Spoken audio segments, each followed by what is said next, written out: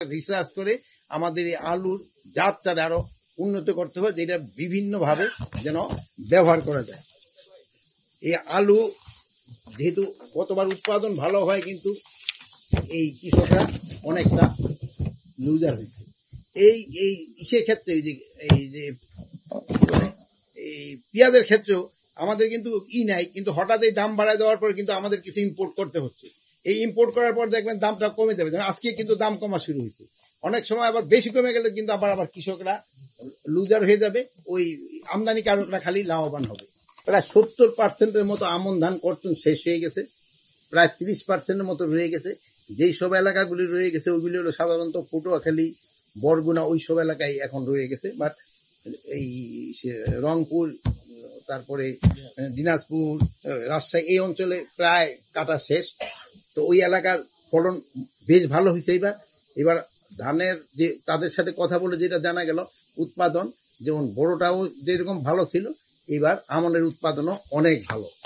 আমরা আশা করতেছি যে এবার আমনটো বাম্পার হবে, যদি এর ভিতরে কোনো ধরনের কোনো রকমের অতিবৃষ্টি বা বাতাস ঠাতাস বেশি না হয়। সবজির ক্ষেত্রে আমি বলবো সবজির দামটা মোটামুটি একটা সহনীয় পর্যায়ে আছে।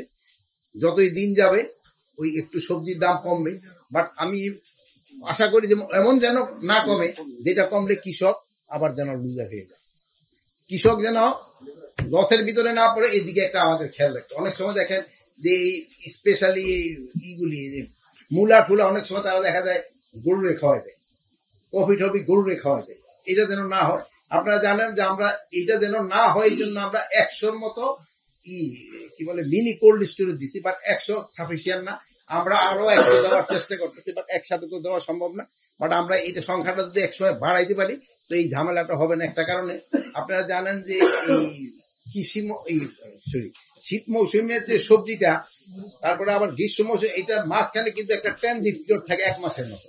এই সময় যদি একটা রিজার্ভ কোথাও থাকে, ওই সময় যদি ওইটার সাপ্লাই দেওয়া যায়, তবে কিন্তু ভোক্তারা অত লুজার হয় না, মানে তারা একটা মোটামুটি রিজনেবল প্রাইসে পেতে পারে। এটার জন্য আমাদের চেষ্টা করা হইতেছে। এখন বাজার নিয়ন্ত্রণ করার জন্য তো আমদানি সিদ্ধান্ত নেওয়া হলো, যেহেতু হয় কি ওইটার দামটা তো 2 দোকানের মাঝে বাজার। আমার তো 2 জনের দিকে খেয়াল রাখতে হবে, কৃষকের দিকে খেয়াল রাখতে হবে এবং ভোক্তাদের দিকেও খেয়াল রাখতে হবে। এই ভোক্তাদের দিকে খেয়াল রাখা, বাট এটা আমরা ধরেন যে এই পেঁয়াজের দামটা যদি 70-এর মতো থাকে, তবে হলো সবার জন্য সুবিধা, ভোক্তার জন্য সুবিধা, আর এই কি বলে কৃষকের জন্য সুবিধা। এখন এটা যে বেশি দাম বেড়ে যায়, সেই সময় হলো ভোক্তার জন্য অসুবিধা, কৃষকের জন্য সুবিধা। বাট আমার হলো একটা ব্যালেন্স রাখতে হবে, কোন জায়গায় গেলে দুজনের সুবিধাটা পায়। কার সাথে বেড়াতে সিদ্ধান্ত নিয়েছি, তাকে চাকরি থাকবে না যদি ধরা পড়ে।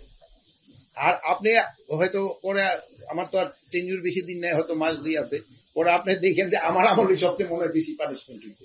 এত পানিশমেন্ট এর আগে কোনোদিন হয়েছে কিনা আপনার বিভিন্ন দেখে, পরে হয়তো যাওয়ার পরে হয়তো হাসনে যাওয়ার পরে আবার ওই জাগো পানিশমেন্ট হয়েছে, তাগো পক্ষ হয়ে দেখবেন আপনি আমার বিরুদ্ধে।